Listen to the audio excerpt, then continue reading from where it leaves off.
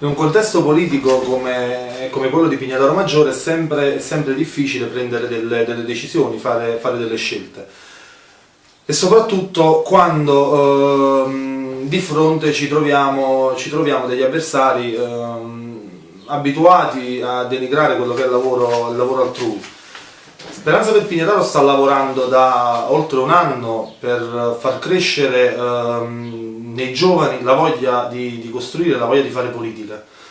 Però purtroppo nell'ultimo periodo, quando Speranza per Pignataro non si è allineata alle linee guida dettate da alcuni partiti o alcuni candidati alla carica di sindaco del comune di Pignataro,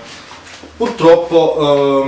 è venuta a cadere quella stima, quella falsa stima e quel falso rispetto che provavano nei nostri confronti, e sono cominciati degli attacchi totalmente gratuiti nei nostri confronti. Per cui quando abbiamo prospettato alla comunità la volontà di costruire una lista alternativa, purtroppo sono cominciate queste offese personali, degli attacchi personali, che hanno portato a ripensare a quella che era la possibilità di candidarsi a tante delle persone a noi vicine. Per cui abbiamo ritenuto opportuno candidarci con una persona di alto spessore, quale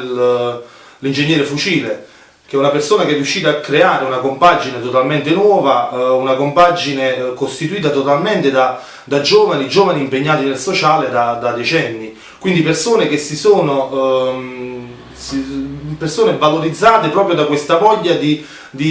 creare per il paese, che hanno sempre avuto, e non solo ed esclusivamente nelle campagne elettorali come siamo abituati a vedere. Per cui la nostra scelta di allearci con l'ingegnere Fucile è dettata proprio da questa voglia di cambiamento che accomuna i due movimenti. Per cui io credo che la nostra compagine e quella dell'ingegnere Fucile abbiano seguito un percorso analogo, che è poi confluito nella volontà di entrambe le forze di costruire una lista alternativa a quelli che sono gli schieramenti che si stanno proponendo a Pignataro, che non sono null'altro che una maschera di quella che è la vecchia politica a Pignataro Maggiore.